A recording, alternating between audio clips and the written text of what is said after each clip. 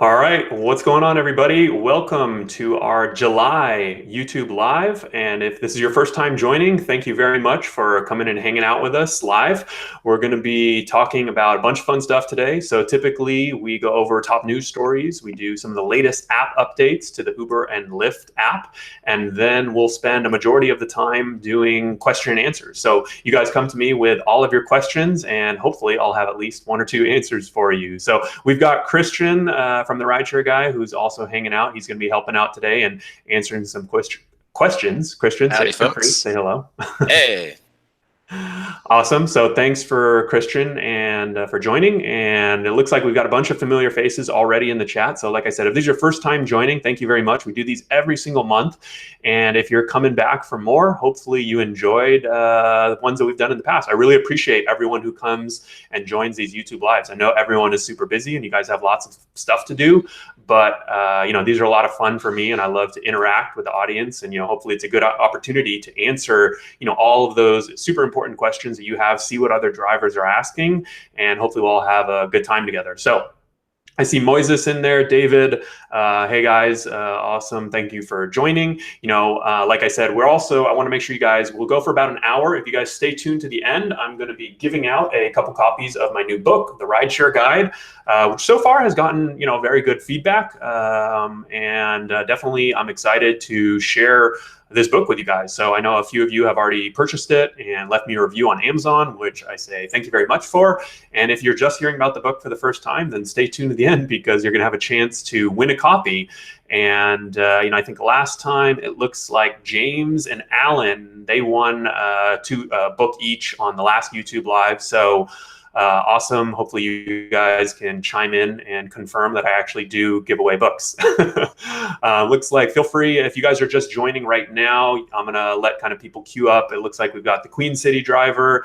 I'm doing well. Thank you for joining. Kevin Martino, good to see you, Kevin. Jeff, feel free to say what's up in the comments. If you guys are watching live right now, you can actually chime in on the live chat, and that's where you'll ask me questions. So if you're on desktop, it'll be on the right-hand side. If you're on mobile, I believe it's on the bottom, and you can pull up the live chat. And if you guys are watching after the fact, you'll be able to watch a replay of the live chat, but you won't be able to participate, obviously, but you can still leave comments. So enough of the logistics there.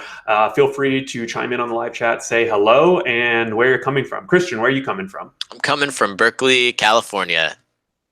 Right on. I'm in Los Angeles, California, and I see we have someone from Anchorage, Alaska.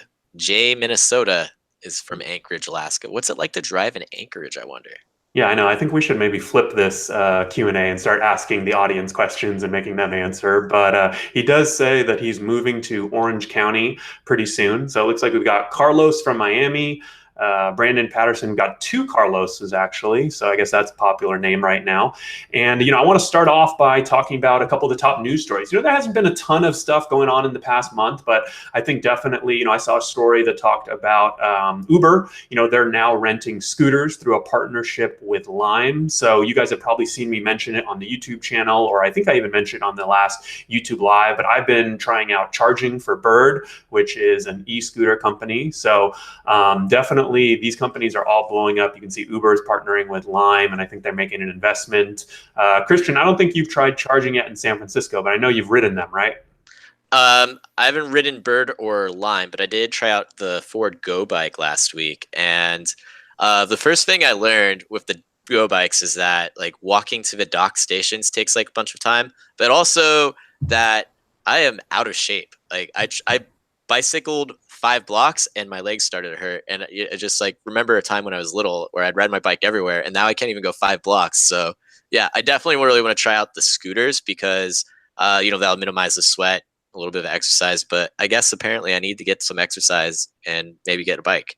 Yeah, so I think that bikes suck. No, I'm just kidding. I own a bike and I bike everywhere. But these electric scooters, if you guys have no idea what I'm talking about, you can look up Bird. I'll leave a link in the chat in a second, but we've got an article about signing up to be a charger for Bird. And these are sort of like the Razor scooters everyone had when I was a kid, maybe 20, 30 years ago. but they're electric and they're super fun to ride. And this company Bird is expanding everywhere. I know they're in Baltimore now, they're in Nashville, all over the place. So if you guys don't have Bird in your city yet, it's definitely something to keep an eye out. And at the same time, there's some pretty lucrative earning opportunities with these companies right now. If you're already familiar with driving for Uber and Lyft, delivering for Postmates and DoorDash, it's pretty easy to get signed up and try out charging for Bird. So definitely, that's a cool company to keep an eye on. Looks like we're up to 61 people watching live right now. So thank you guys again for joining. As I mentioned, we'll go over a couple top news stories, a couple of the latest Uber and Lyft app updates, and then we'll open it up and spend a majority of the time to answering your questions. So I see some good questions coming in already. And so definitely start thinking of those questions and get ready to ask in a few minutes here. Let's see. I don't think there's too much other news. One of the, there's this new app update for passengers. I think we've seen anything as far as that you've seen, Christian, on the Uber and Lyft app update side? Aside from the pricing update about a week ago, I haven't seen any new big updates yet. Yeah, I guess that's a good one. So we've got an article up on the rideshareguy.com, and I'll leave a link right now. But basically, Uber is sort of lowering rates again, but they're lowering the mileage rate, but increasing the time rate. So this is kind of an interesting strategy. And basically, we kind of calculated, we did a sample for a driver in one of these cities. It's only in 5 or 6 cities right now: Minneapolis, Cleveland, I think Dallas, Houston, Salt Lake City. So if you guys are in one of those cities, you probably noticed that you have a new pay structure, but I wouldn't be surprised if they rolled it out everywhere. What do you think, Christian? This is probably a classic Uber test, test market. So they've probably selected a couple of semi-typical test markets ranging from very small to tier 1 city. And they're just going to see how this works. But, when you and I ran the new rate cards through the last 112 trips our driver did, I can't tell you how blown away I was that it was only $2 less. And, we never saw the change in trip really vary that much on pay. And you and I were both very skeptical on anytime Uber changes prices.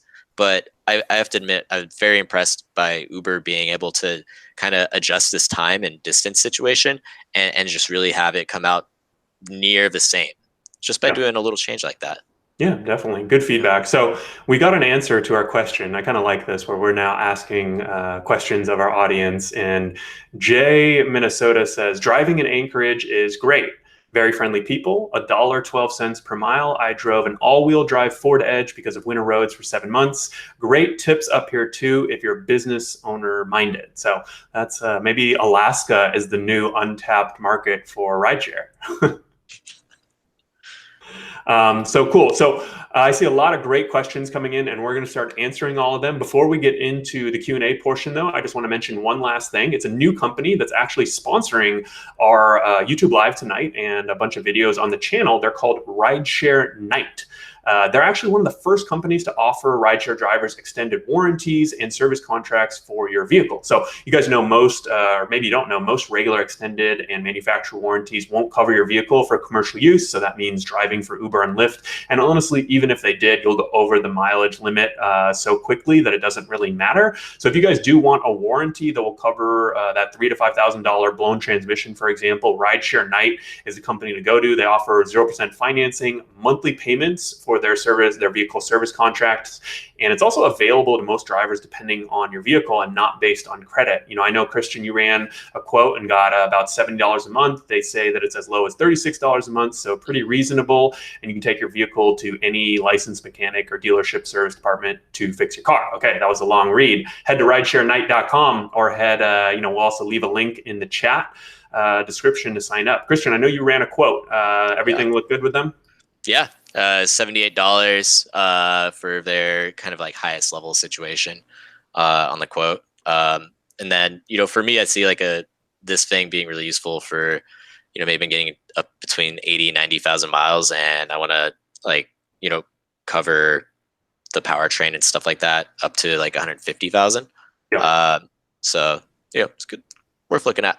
Cool. Well, yeah, we're going to have a bunch of content. I'm actually super excited about this company because, again, this is one of those topics. I get a ton of emails from drivers that are having issues with, repairs on their car, and this is something you don't think about until it's almost too late. So definitely stay tuned for that on the YouTube channel, and we'll have a couple of blog posts. I think at least one blog post coming out. So let's see. We've got a couple good questions coming in, and let's start with Alexa Locombia. I don't know how to say that name, but hi, Harry. Thanks for this forum. Are we still getting a bonus from Uber for referring a driver? So Uber is still offering basically bonuses. So if you guys are a current Uber or Lyft driver, which I'm assuming you are, if you're watching this YouTube live stream, you can refer your friends, you can refer your family members, and get a bonus anytime that you refer someone and they hit a certain trip threshold. Maybe it's 50 trips in Los Angeles, for example. And, so that's definitely a good way to kind of make some little, I would say kind of a little bonus here and there, a little side income. It's one of the ways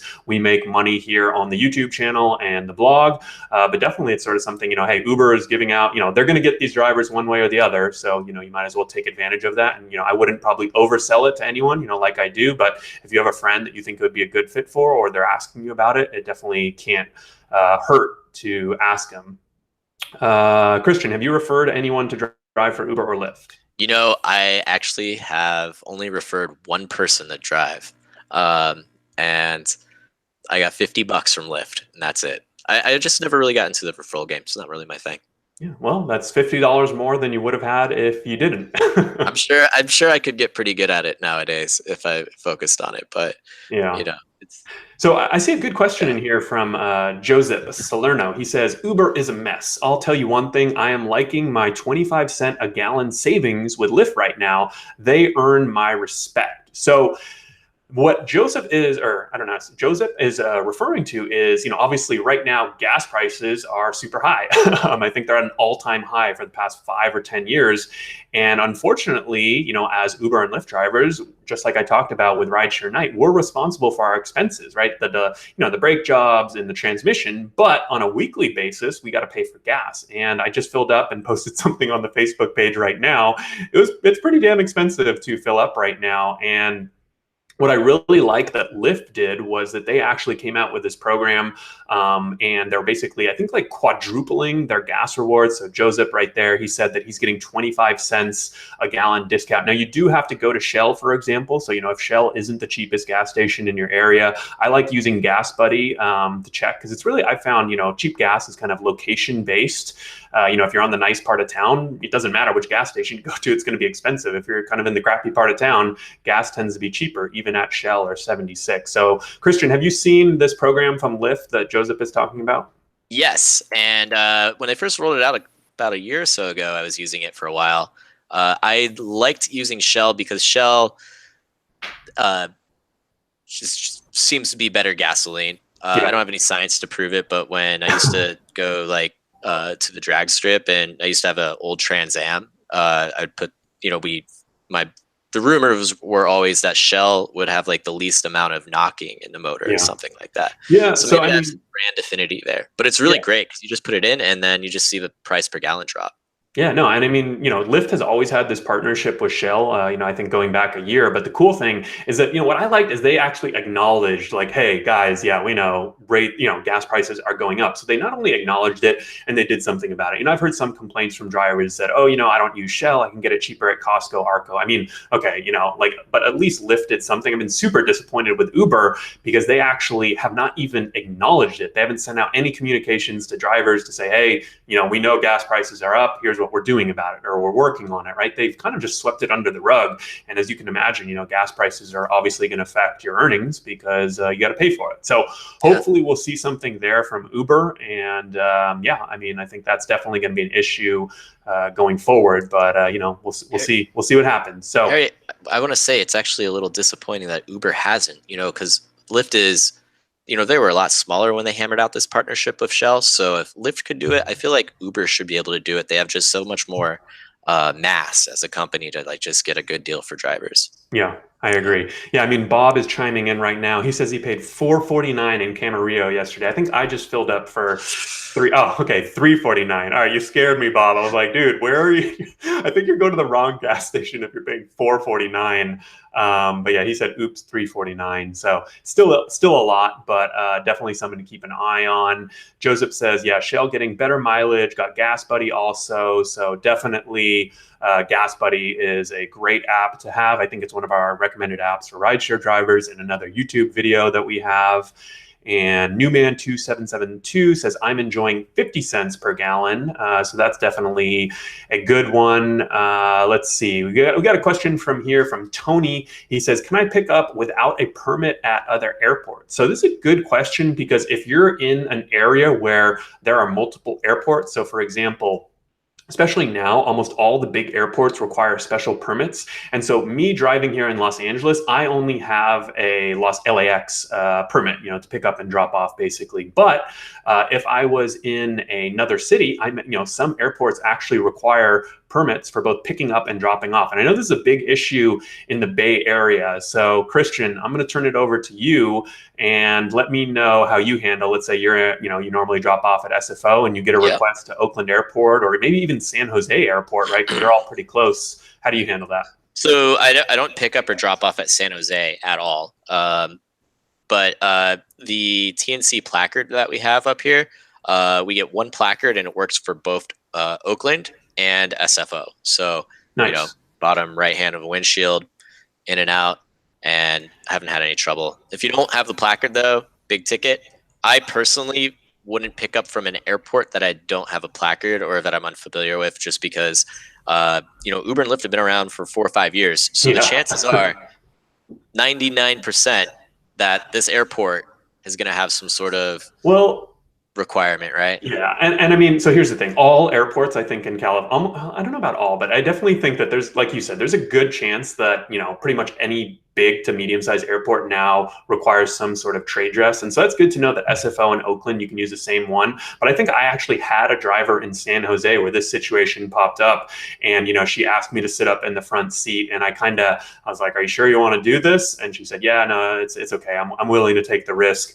And, but at the same time, the airport is one place where I never recommend to drivers where they kind of push the limits, because airport cops just are sitting there. They have nothing to do. There's nothing really going down at airports except for them giving tickets, right? They're just sitting there waiting for an Uber or Lyft driver to pick up or to drop off without a permit. You know what I mean? And so I feel like that's the one time where I would definitely, kind of use caution, when you're in that situation, if you're, in an area and you get pulled to another airport. So let's see. We say, Harry, what's going on with the scooter and e-bike wars? So James, you may have missed at the beginning, I talked about Uber just invested in Lime, and I also shared a link to an article we've been talking about scooter charging for Bird. So this has been super popular. I mean, I've been having a lot of fun charging for Bird. I definitely recommend it, and they're expanding into new cities everywhere. So you guys stay on top of this, because when they launch in a new city, if you're sort of there in one of the first chargers, it's a lot smoother experience. You get access to a bunch of power supplies, and frankly, you can make a lot of money. So that's definitely something that you can take advantage of, keep an eye on. Mo says, Chris and Harry, see, he nicknames you Chris too. Please don't forget to answer my question. I think I saw your question, Mo, but I can't remember what it is. So if you don't mind, just copy and paste, ask it again. Feel free.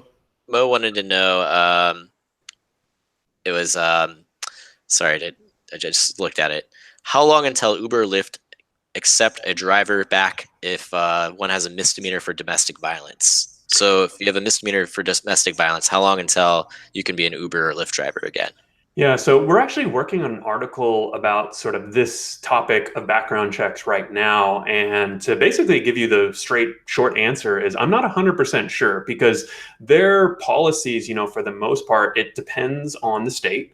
And I think for certain, there's no clear-cut guidelines. And I think that's my biggest problem with Uber's sort of, background check process and their approval process, and even deactivating of drivers, is that they don't say this specific violation will get you kicked off of Uber or Lyft. We assume, right, that if you commit something really serious, like a murder, for example, that you would never be able to drive for Uber. But that's actually not in writing anywhere on Uber's website. And there are, in some cases, certain offenses after 7 years, it actually, they'll now allow you to come back and drive for Uber and Lyft. So I think that if you were kicked off for something serious like that, it's probably going to be at least 7 years, if even then you're able to come back onto the platform. I think you're about right, Harry. Because from what I know, California has like a 7-year limit. You can have like a private background check go. But then I've heard of Lyft or Uber finding things that are older than 7 years from like sex offender lists or, like these things that are more permanent that go around that law. So yeah. I think we just honestly don't know. Yeah. So this is definitely something that we're going to be covering, because I want to push Uber on it and get them to answer some questions about it. So let's see. Hopefully, Mo, that answers your question. And James Collins says, Harry is a little hairy and needs a haircut. I guess my hair is growing out. I'm taking vacation next week, so I'm trying to decide if I should get a haircut before or after. And according to James, it sounds like maybe I should get one before. Let's see. Bob says, I tried the phone number for Uber. I got a message that it was not in operation. So I know that Uber has this 24/7 support. I've called it many, many times, and I know that they have it, all over the country. But I still think there's actually a few cities where they don't offer it. So, Bob, you may be in one of those cities where they don't offer it. The best way to check is to go onto your Uber driver app, go to the help menu, and you should have a little phone icon there where you can call them. And that's probably the best way to check. Or, of course, you can also send a message and ask them directly, but it's actually a city thing, right? So if you're in a city without basically phone service, I don't think they'll actually talk to you. So James says, Uber has thousands of employees at their corporate headquarters in San Diego, and not one of them can pick up a telephone to communicate with a driver directly. He meant San Francisco. Yeah. So they do have thousands of employees in San Francisco.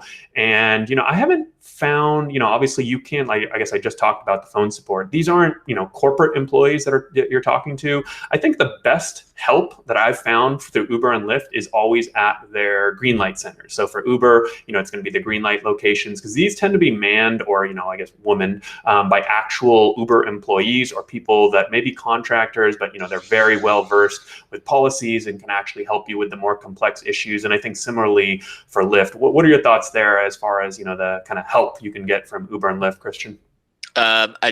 Most effective, fastest way is either 24/7 phone support or going to a green light.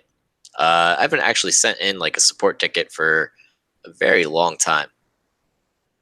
Yeah, so I think that's the thing. Phone is fastest, maybe not always the best help. Green light centers are the best help, but not always the fastest, because I went in there in LA, the LA one in Redondo Beach the other day, and there was an hour wait to talk to a rep. But they did have this cool new feature that I saw at a Uber Greenlight Center recently, and it was basically kind of like a digital. It was sort of weird. You go in, and I forgot what they call it, but basically you're talking to a representative, but over a video screen. So it's kind of weird that you had to go into the office to talk to someone over a video screen, but they were super knowledgeable and super helpful, and got all the problems I was having taken care of really quick. So that was pretty cool. Wayne says, Uber is starting to be a joke. Feel free to explain, what you mean. And let's see, what other questions do we have coming in?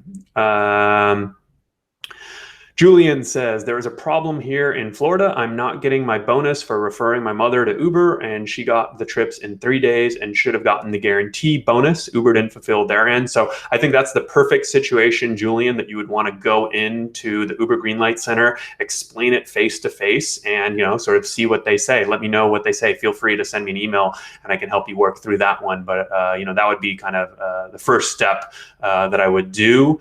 And Becky says, service fee, please. So I think she wants to know about the service fee. So Christian, do you want to take that one, or you want me to? Oh man, I can talk about the service fee for probably the whole rest of the YouTube live. All right. Well, why don't you talk about it for 20 to 30 seconds? Yeah. So the service fee, I mean, at the very basics, it's a fee that's added onto the fare that Uber solely gets to collect, right? So let's say your minimum fare is $7 and the service fee is $2.50. The most that you would, as a driver, get would be, that 7 minus 250 for a service fee that goes to Uber. And then in addition to that, I think you're now left with what, 350, 450, $4.50. And then from there, Uber takes the 25% off the top of that $4.50. So on a $7 ride, it's not uncommon for Uber to get like approach collecting, say, 40 to 50% of each individual fare when you loop in the service fee. When the service fees first came out, they weren't included in how we were doing things. They were $1. People were mad when there was just $1. They freaked out. I don't know how much, if Harry remembers it, but people were livid. And in fact, Lyft, when they rolled out their service fee, they used to call it a trust and safety fee. They, for the first 6 months, paid the fee out to the drivers and didn't charge them commission. So that ride on Lyft for $7, we'd get $7, and then no commission on it.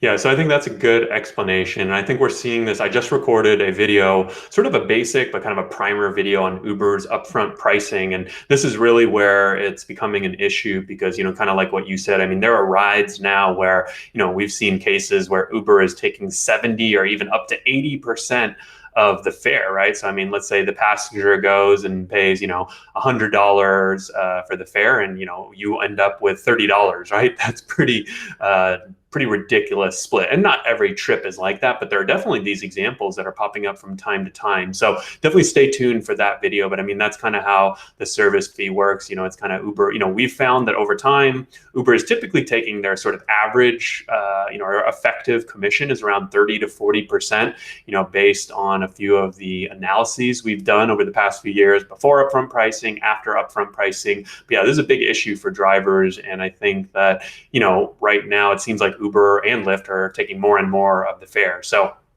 we'll definitely keep an eye on it. And I mean, for now, though, it kind of sucks. Gary says, yeah, on small trips, Uber makes more than me. So yeah, definitely Uber's cut their effective commission, right? Because of that fee, and then their commission is a lot higher on the small trips or the minimum trips, right? So even though you're only making a couple bucks, they might be making just as much. So let's see. We've got, looks like we've got Rideshare Genius in the house. What's up, Ezra? He says, do you know what Vladimir Putin's preferred rideshare service is? And I don't know, but I'd have to guess that he's probably an Uber guy. Let's see. Okay, so we've got some other questions. Tyler says, aloha from Hawaii. And Robert says, percentage is non-existent now. We get a set amount for mileage and a set amount for time. And that is definitely true, Robert. And that's one thing that maybe a lot of drivers don't know is that, passengers are paying an upfront price, but drivers are based 100% off of the mileage and time, the actual mileage and time of a trip. So if they're changing the destination or adding stops or none of that matters, you're always paid based 100% on the actual mileage and time. But I think at the end of the day, though, it just doesn't feel right to me when Uber is taking 50-60% of a trip and you're doing most of the work. But to get in here too, on if I can get a dig in, when we first started, it was 80%, 20%. So drivers received 80% of the fare, and then Uber received 20%. Then it crept up to 25%. And then they added the service fee, which is actually called the booking fee now, on top of their commission. So that's what got them to that 40% kind of take rate. And then as upfront pricing came out, they actually detached completely the commission structure as we understand it. It's still there. So Uber does charge about 25% more than what you're getting paid on that rate card to the passengers as a default. It's just now it's not official like it used to be. So, they legally can charge basically whatever they want and pay us whatever we're willing to be paid. But Yeah. we'll always get what's listed there as our time and distance and whatnot. Yeah. So I see another couple good questions coming in. Well, first, James says, "How's baby rideshare guy?" So I don't know if you guys can hear, but I actually hear my son crying in the background. I don't know if it's coming through on the mic, but he is here doing well. Maybe I'll have him make a cameo on the next YouTube live. He hasn't been laid off yet, though. So he's growing. I think I posted a picture of him either on the Facebook page or Twitter. So maybe I'll do that again so you guys can see an update on baby rideshare guy. Alexa says, "Harry, can you please explain how Uber Boost works? I had it before, but now it's gone. How can I get it back?" She's in San Diego, California. And so, yeah, Uber Boost is definitely one of their main two bonus programs. Right now, Uber uses Quest, which is more of a trips-based bonus program. So, do 20 trips and get $50 bonus. Earnings Boost is the other bonus where basically if you drive in certain areas and at certain times, you'll get, let's say, 1.5x guaranteed surge. So, that's kind of how Earnings Boost works. It's pretty, I think it's pretty simple. Christian, what do you think about Boost? Yes, as it's basically, I call it synthetic surge because it's not organic. It's not coming based off the demand. But I think Becky wants to know how she can get the promo back. And basically, Uber decides they'll select, like a group of drivers who will kind of get the boost, depending on what's going on for the week and what's not. And it also depends if Uber, for example, notices that if they're predicting that there aren't going to be enough drivers around and that there's already going to be a lot of surge, Uber will provide a boost to a lot of drivers in a market to get them to come back on the road. Now, we have sometimes heard that, Lyft is actually famous for this, but Lyft or Uber will offer these incentives to drivers who haven't driven for a while to get them to come back. But if you're already driving, you're already out there, so they don't need to offer you the incentives and you don't get them anymore. So you may not be getting them either because Uber doesn't have to run that promo in San Diego. I drove in San Diego for 6 months and it was always pretty saturated. They're probably not short on drivers, especially in the summer when the college students are driving and the teachers are driving and all that fun stuff. Yeah, so that's actually a good point because there could be two reasons, like you said. It may be just because they don't need to run it; they have enough drivers. But the second reason could be because, hey, if you're driving for us already, why do we need to offer you a boost? And that's why I think it's so important to drive for both Uber and Lyft, and even take a week off of Uber occasionally. So Alexa, in your situation, if you have Lyft in your market and you think that you want to give Lyft a try for a week, or maybe there's a week where you don't need to work as much. And so, Lyft, I've heard for sure Lyft is not as busy as Uber in the San Diego market from one of our contributors, Will, who's in San Diego, and a few other drivers. But, maybe there's a week where you don't need to drive as much and you can do only Lyft and see what happens. Maybe Uber will look at that and say, hey, where was Alexa this week? And, maybe they'll offer you a better bonus the following week. So there's definitely some games that I think you can play there and kind of, try to take advantage of it. So I see a great question here from Jay. He says, if you had two options to drive for Uber, either buy a car for $5,000 to $6,000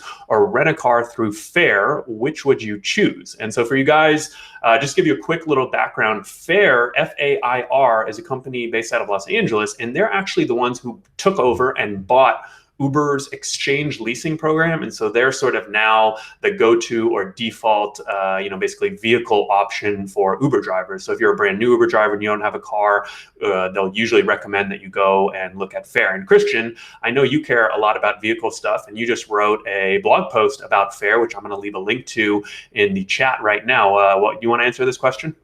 Yeah, so a lot of it depends on if you've already driven for Uber. If you have driven for Uber and you want to do it for maybe the next 3 to 6 months, I would recommend buying a car. And the reason you want to do that is you can deduct the mileage at the end of the year. You're only in 4,000 to 5,000.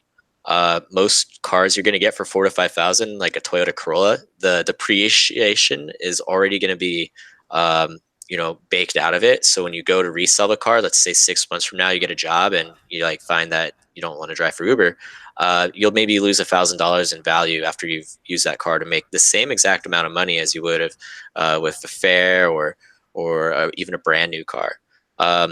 But let's say you've never driven before, or you don't have like that down payment, or not even a down payment, just like $5,000 cash to go get like a car that's like, I'll call it a minimally viable rideshare car. Then, fare is a good idea because you need a job, you get the car relatively cheap. Like when it comes to Yeah. rentals, I think fare is probably the cheapest option right now. Yeah, it Uh, is the cheapest option, but I mean, there is, the one thing about Fair is that they have the $500 basically startup fee. And I think actually we have a code on our site, RSG100, that will get you $100 off. So it's 400. And I think I even saw a promo in the app for $200 off. So I think if you go to the Fair app or sign up for their email list, you can actually get a better deal through them. So maybe you shouldn't be using our link because you can get a better deal from them. I know I saw a better deal, which I should probably tell them about. But yeah, anyways. So the thing with Fair, though, they do have that little higher startup fee. I mean, it could even, I would almost even say that if you have, I think Enterprise or something like that available in your city, I think Uber still offers Enterprise in some cities, or not Enterprise, Hertz. Hertz is the super flexible one, which is going to be a higher weekly fee, but it allows you to try Uber out for a week or two. And then if you do end up going with, Hertz, or maybe you switch to Fare, I think the thing you have to keep in mind is this is not a program for part-time drivers. You got to be out there. It's unlimited mileage, so you really have to take advantage of it. I mean, I know Jay, one of our contributors in San Francisco, he was on an Uber exchange, and I believe it's now managed by Fare lease, and he puts, I want to say 2,000 miles a week or more on his car. So he's definitely getting good bang for his buck there. yeah. Also, if I could add anything, try to aim for a hybrid, whatever you get. Yeah, definitely. So yeah, especially, we talked earlier about gas prices going up. And I think if you're going to be a full-time driver, that's your, the savings that you get with a hybrid only go greater and greater. If you're only going to be a part-time driver, that's where, maybe it doesn't make as much sense to pay for a hybrid versus a regular. But, I know a lot of cars these days, the hybrid versus the regular model are pretty comparable in cost. And you may even be able to see it for the same price. So, that's definitely something to keep in mind. I saw a good question about unaccompanied minors. So I'm going to try and find that right now. And that's something that's always a pretty hot topic. Eddie says, if a parent is ordering a ride for their kid, how do I know how old they are? And if I get pulled over with them in the car, can I get in trouble? So I'm going to give you guys my take, and Christian, we'll hear what you have to say too. But, so this situation honestly comes up frequently, right? Either a parent is ordering a ride or the kid, I mean, a lot of kids these days have Uber accounts themselves and order the ride. And, you don't know how old they are. I've been taking minors before, and I thought they were like 25. And then they started talking, and I'm like, oh crap, these kids are in high school. And at that point, it's a little bit too late. So, basically to say some people look older than maybe they are. Are you going to card everyone who gets into your car? That probably isn't reasonable. But let's say you pull up, so Uber and Lyft's policies do not allow for drivers to transport unaccompanied minors. And I don't believe that it's against the law, but I do feel like, I don't think if you get pulled over by a cop, you're going to get a ticket or, go to jail or anything like that. But I do believe that a lot can go wrong with unaccompanied minors, right? I don't know, maybe they, accuse you of something, or maybe you get into an accident, something happens, right? I feel like there's a lot more can go wrong with someone that's below 18 than with someone who's above 18. So this is another reason why I think a dash cam is an absolute no-brainer. Let's say you're a great driver and you always, you never give rides to minors, but somehow one slips in and you get accused of something. If you have a dash cam footage to kind of prove your innocence, I think with a minor especially, that's just one area where I think it's just kind of a no-brainer, kind of a cheap insurance policy. So, Christian, what do you think? Well, I'm going to be a little controversial here, but personally, I don't care. I'll drive minors. I work with kids for 2 years. Yeah, a lot can go wrong, but I just at the end of the day, I, I just don't encounter many minors up here. I've encountered a few. All the rides have gone good. Never had any trouble. It's definitely not against the law to drive a minor. I would say that. I mean, it's not against the law to drive somebody under 18. I don't know how it would play out on insurance. I don't even know who's liable once, like between Uber, Lyft, the minor, the parents, who's liable in this situation. But it's Right. I kind of think you're weird. sort of making my argument, but feel free to continue. I know. I get the point. Like, it's a dumb idea. like from a legal standpoint, but it's also like silly, like to expect that like every time a minor gets in your car, there's going to be like the worst case scenario is going to happen. You know, just solve it with a dash cam.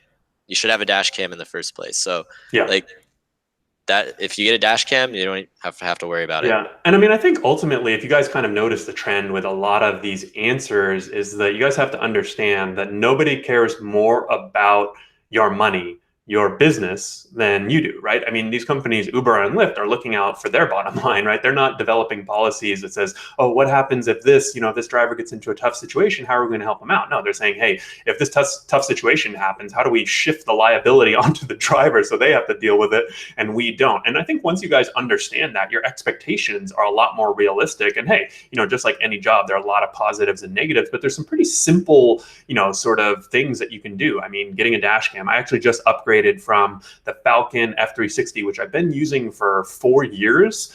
I actually just upgraded to the Vantrue N2 Pro, which I really love. The quality is top notch. I think your personal driver, another YouTuber, he was the one who actually called me out in my book because I recommended the Falcon F360 because that's what I've been using forever. He says that Vantrue N2 Pro. I can't say the name for some reason, but that's the one that a lot of the top tech guys are using. So that's one I recently upgraded to. So definitely recommend that one. And I think I saw a question earlier. Someone asked where they could get a copy of my book, which is right here. Christian, you got your copy of the Rideshare Guide handy? Hold on. All right. Well, while Christian goes in copy of the Rideshare Guide, it should be available in Barnes and Noble bookstores, physical bookstores, or you can also order it online on Got Amazon. multiple Basically, copies. any of the online retailers, I've seen it at Target, Walmart, anything like that. And just like I said, we're going to be giving away a couple of these books at the end. So if you don't win a copy tonight, you can always purchase it. All right, Christian, I saw that you got the books. Good work. So let's see. We got some feedback coming in again on the minors. Uber Driver 101 says, I would never take minors. It's against the terms of service and they can make up anything. If Uber and Lyft take the dash cam video. So I think he's saying, if Uber and Lyft even take it. And then Newman2772 says, if you get into an accident, you will have issues for a fact.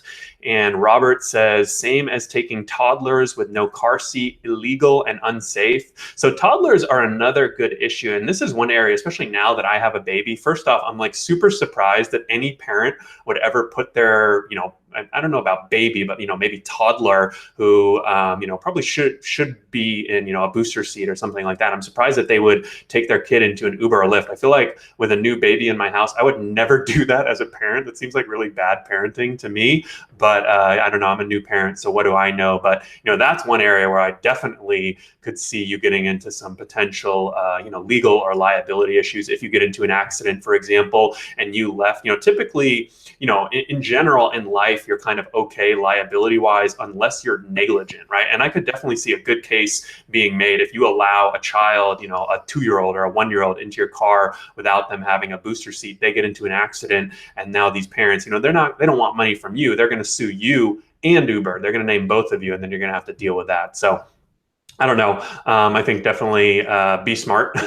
Robert says, do you think a dash cam is necessary only for UberX Lyft or also for Lyft Lux and Uber Select? Christian, what do you think? Especially for Lyft Lux and Select. Especially. And here's why.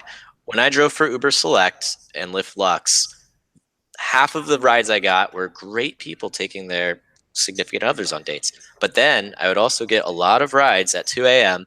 It was almost always the worst kind of people trying to impress girls. And they were never calm. So if you have a nice car and you're giving those Select and Lux lives, you should get 2 dash cameras. Yeah, I'm serious. Yeah, I got to the point I don't even do. I stopped doing Select rides at 2 a.m. I just Yeah.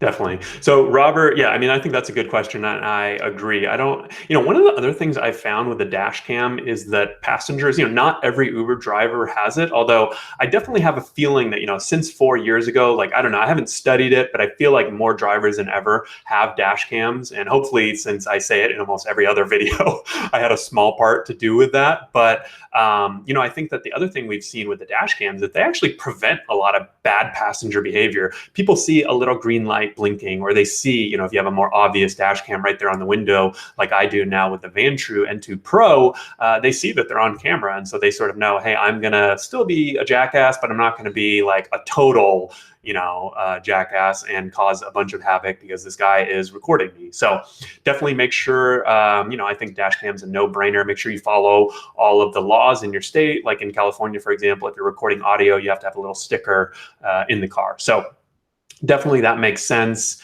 Hair MSPQ says, I turned down a mother who wanted to take a 1-year-old in my car without a car seat. She had the baby in one of those slings around her stomach. If I were stopped, I would have been ticketed, right? And yeah, so typically, I think they give tickets to the car owner, right, Christian? They don't give tickets to individuals, right? They're not going to stop you and say, hey, you don't have, you don't have your seatbelt on. I'm going to give you a ticket. They give the owner of the car a ticket, right? Because that's how they track it. It's about half and half. I've heard of it going both ways, but I would just assume they're going to give me the ticket. Yeah. I guess, yeah, that's a good question. I actually am not 100% sure, but I mean, I would assume that they would give you the ticket. I actually just recorded another video about this, not this specific situation, but about a situation where a passenger opens their door, the driver's door, into oncoming traffic. And kind of a similar answer there. So guys, make sure you stay tuned to the YouTube channel in the next week or two. That video will be released. I'm not going to give away everything right now. Eddie says, I wish I could tell you guys what happened in my vehicular, I don't know why he said that word, last week with two 18-year-old girls. I will be getting a camera for sure. You would not believe it. So I guess that's another reason maybe you could have, sort of blackmail footage on people in the future if you have a dash cam, right, Christian? That's creepy as all hell. I'm not gonna lie. That's super creepy. Yeah, a little creepy, but Uber Driver 101 says, even having dash cam signs helps deter people. Craigslist says, do they make a discrete camera? And yes, I think the Falcon 360 is probably the most discrete camera because it attaches right onto your rear view mirror. So, I mean, it does have a little green blinking light, which you could always Sharpie over or put a little sticker over or something like that. And I would say maybe 1 out of every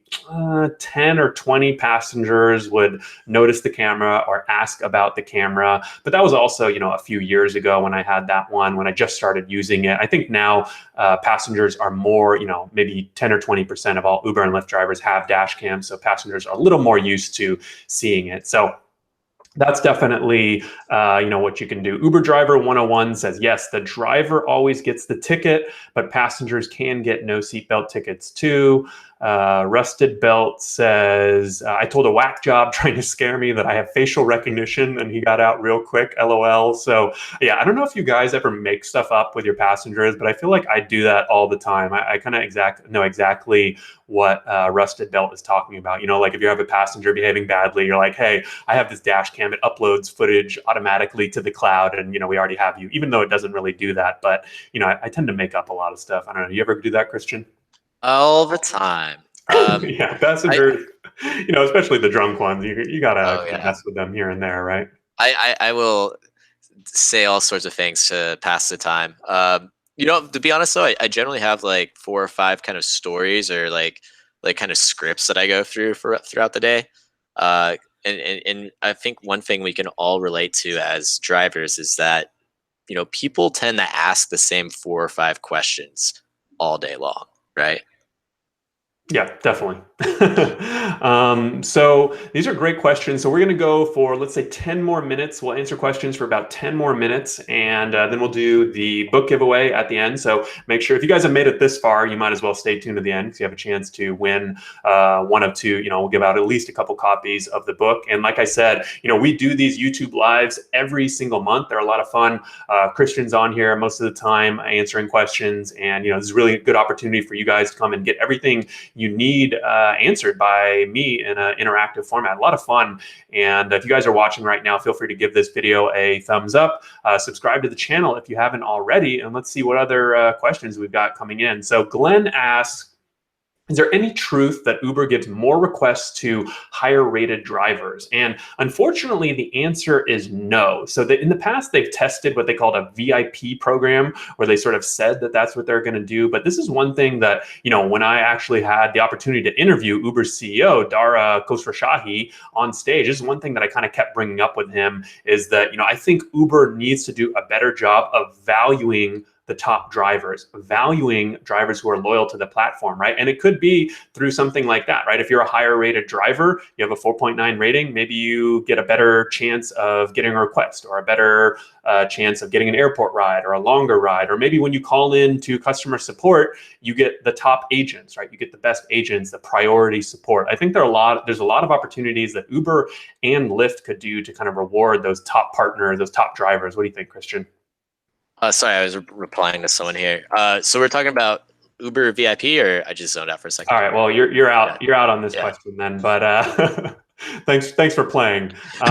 So let's see. But yeah, so that's my answer. Mo says, Christian and Harry, you're both doing extraordinary job with your YouTube live channel and everything else. So thank you very much, Mo. I know, Mo, you've been emailing me for, I want to say, 3 or 4 years. So I'm definitely psyched that you're still on the email list and still, interacting with us. I really appreciate everyone, new subscribers, and also the people like Mo, though, that have been following the blog and the YouTube channel for 3 or 4 years. I really do appreciate that. I think that's super cool, super awesome. Jimmy says, I left Uber because of cancer in 2015. I was, after 6 months, deactivated. What's the difference now? Can I go back to the same original platform? So Jimmy, I hope you're all recovered from the cancer. That's definitely a scary situation, but hopefully that it sounds like that has gotten better and you're looking to drive with Uber and Lyft. So when you're deactivated for, Uber doesn't actually do this anymore, but in the past, they would temporarily deactivate you if you didn't give a ride after, let's say, 6 months in your example. So in order to get back on the platform, I think all you need to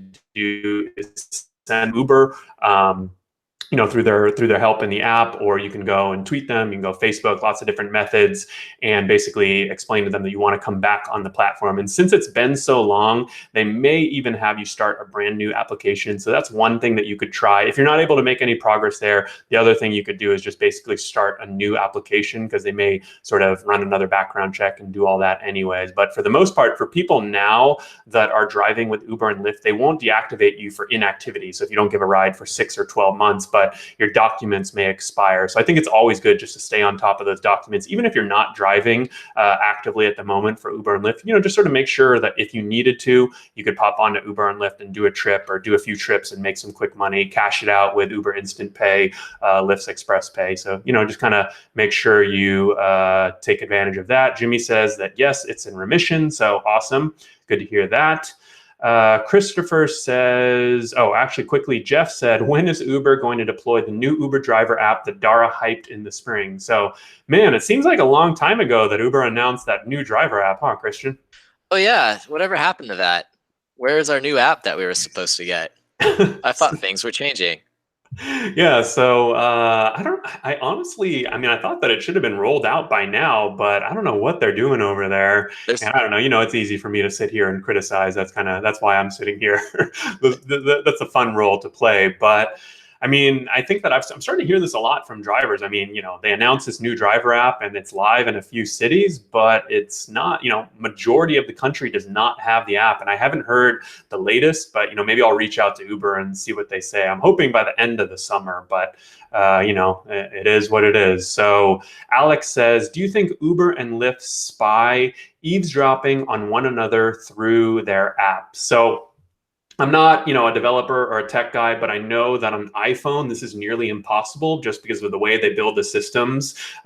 Each app is very closed off from one another. On Android, though, I do know, for example, that Lyft can see, actually there was someone that tweeted this out the other day. If I can find it, I'll share a link in the chat. But I know that Lyft can, on their Android app, they can see what other apps you have installed, but I don't think that they can eavesdrop on, how many Uber trips you're getting or anything like that. So probably not something to worry about, but who knows these days. So there was if you're interested in stuff like that, you may want to check out Uber's old project called Grayball and called Hell.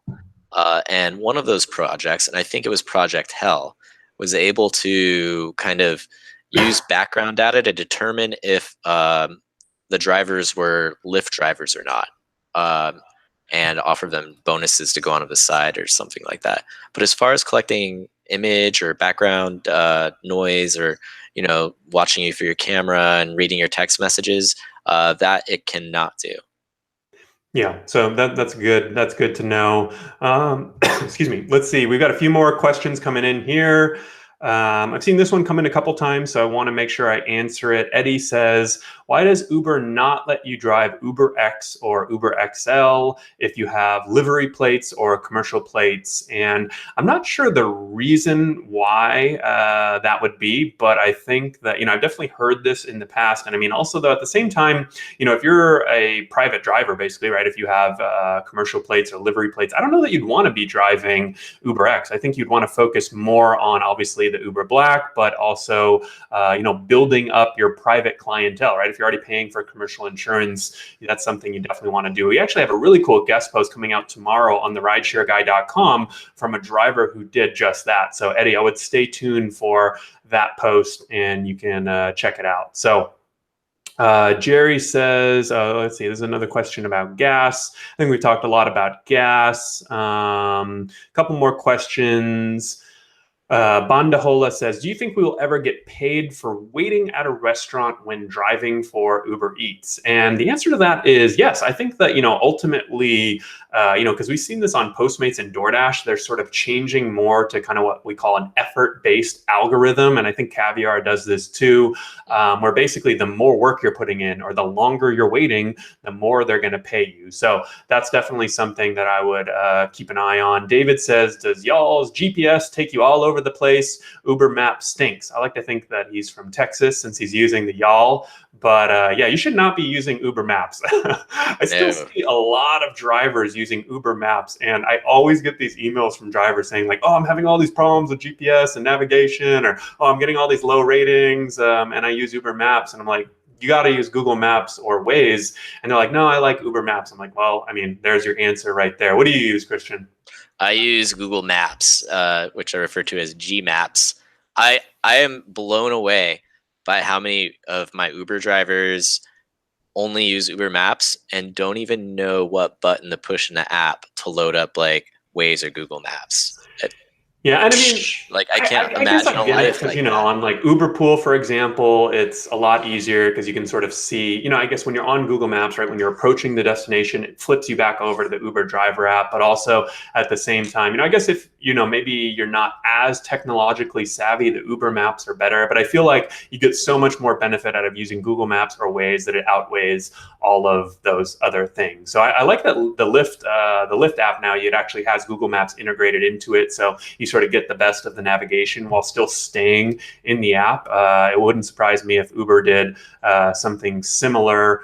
Okay, let's see. Jokes on You says, damn, Harry, just straight ignoring me. LOL. I don't know. I don't remember seeing a question from Jokes on You, but feel free to ask it.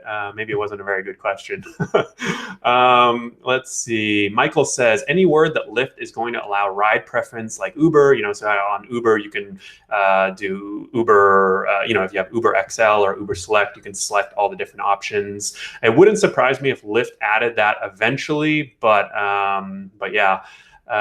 Let's say Alma says, why does Lyft want to know if you drive for Uber? I mean, I guess at the end of, the end of the day, it's really not that hard for Lyft or Uber to figure out, if you're driving for the other, right? They can sort of look at your driving behavior. If you're going out and driving, 1, 2, 3 trips with Lyft, and then you log off for like an hour, or maybe even 20 or 30 minutes and come right back on and do a trip, so if you're doing trips sporadically, that's pretty good indicator that you're doing both Uber and Lyft, right? So I don't know that it matters, but maybe for bonuses and things like that. So Jokes on You says, will you be getting people on the channel that are from the East Coast? So we do have Joe, who is a contributor for the Rideshare Guy YouTube channel, and he's from Minneapolis. I don't know if that's considered East Coast though, Christian. What's that, Midwest?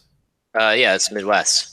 Okay, so I guess joke's on you then. We don't have a contributor from the East Coast, but if Yeah. you're one, if you think you're ready, you're up for the challenge. To be honest, I'm actually always hiring people to do videos, to do articles. But what I've sort of found with a lot of drivers is that first, it's very hard to get them to follow through. You know, a lot of people say, "Oh, I want to write for you," or "Oh, I want to contribute a video," or "Why don't you have this?" or "Why don't you do this?" And I say, "Hey, come do it for me, and I'll pay you." Right? I pay all of my contributors, and a lot of times they don't actually follow through. So. And then second of all, we got to have something interesting to talk about. So if you have someone that you recommend or you have some topics that you want to try yourself, feel free to shoot me an email, harry@therideshareguy.com. Looks like we got a bunch of people from the East Coast, Eddie, Alex. But yeah, I think definitely there are, there's a lot of, you can learn a lot from drivers in different regions. And, whether, we do have a lot of content from California, because that's where I've found that it's easiest to hire content creators from, whether they're writers or YouTubers. But I'm always looking to hire, people from other cities, states, women, people that experience different things than someone like me or Christian might. So Yeah. that's my pitch right there. Let's see. We'll answer maybe one or two questions. Quick ones. Bandahola says, in your opinion, what is the best delivery company? I think I've found, and from talking to a lot of delivery drivers, DoorDash tends to pay the best. Postmates is up there, obviously. Caviar is a lot smaller, but that's a decent option. And then, a lot of drivers are honestly signed up for Uber Eats right now, just because it's so easy to, if you're already driving for Uber, you can basically opt in. And then Amazon Flex is also super popular right now because they pay a fixed hourly rate. I think it's $18 to $24 an hour. And you go out and deliver Prime Now packages. And the problem there is that it's a pretty good job. And so a lot of people want to do it, and it's hard to get a shift. Any quick thoughts there? The most popular is definitely Amazon. Not really big on much of the other delivery stuff. I like to sit in my car. I'm a little bit lazy. Okay, so Gonzo, the Userve guy, he says, did you know that Userve is going to shut down the Userve Rider app? And to be honest, I didn't hear that, but I also am not super surprised. We've done a couple videos on Userve, and I like the concept and I like the idea. For those who don't know, it basically allows you to schedule rides with your passengers, but I think it's a tough business to get into. So I'm definitely disappointed to hear that, because I'm a fan of any apps that are out there helping drivers. But, as you guys have probably seen or noticed, it's a little harder to get some of these off the ground, than you might expect. Joseph, okay, let's see.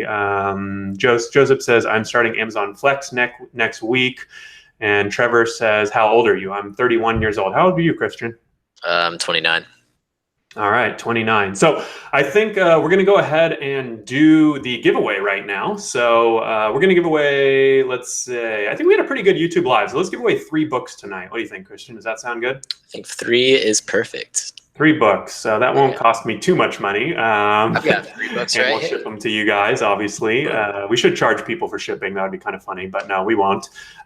So in order to enter this giveaway tonight for my new book, The Rideshare Guide, I want to know what's the one thing you want passengers to know about rideshare driving. So, this could be something like, be on time, be outside on the curb when you request a ride, don't slam the doors. Drivers don't make a lot of money on short rides, so leave us a tip. Whatever you think that, if you have the opportunity to tell passengers one thing, what would it be? And in order to enter, you can send me an email, harry@therideshareguy.com, with the subject line YouTube Live, and then just tell me what that one thing is. And then I also created a little form right here that I'm going to share in the chat.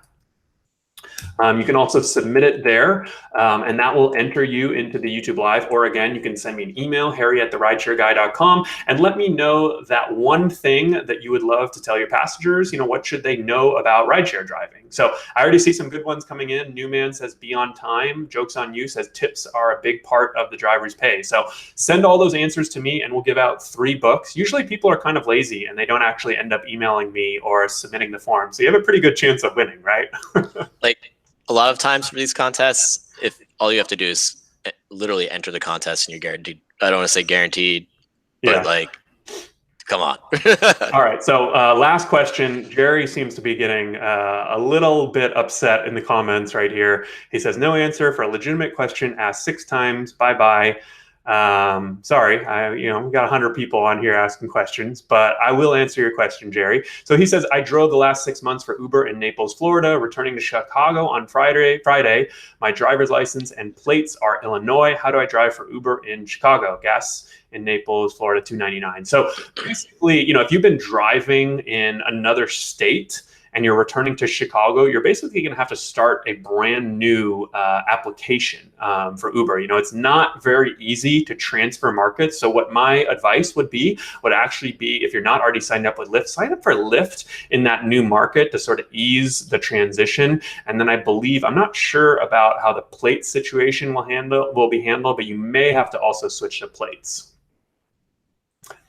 So cool. Well, I think that is going to do it. So Jerry, got your question in, and let's see. So obviously, thank you guys for joining. Make sure you send me an email or fill out the form. I'll leave it again in the live chat, and you can enter to win a copy of my new book. If you don't win, it's available in Barnes & Noble, Amazon.com, all those good places. So Christian, thank you for coming on and joining me. Any parting words? Thanks for having me. Get your copies of the book. We've got books. All right, so that was upside down, but still works, still gets the point across. So really appreciate you guys coming on. Like I said, we do these every single month. We do these YouTube lives, and I think we've been doing it for almost a year and a half. So no signs of slowing down. I've got my my co-contributor Christian now joining me. So big thanks to Christian for joining. A big thanks to everyone. I know that we're all busy, so if you just took an hour out of your day to watch this entire video, I'm super appreciative. And we'll be back next month, and come again with your questions. If we didn't answer anything, shoot me an email, harry@therideshareguy.com. If you enjoyed this video, give it a thumbs up and subscribe to the channel if you haven't done so already. All right, safe driving, everyone. Take care and see you next month.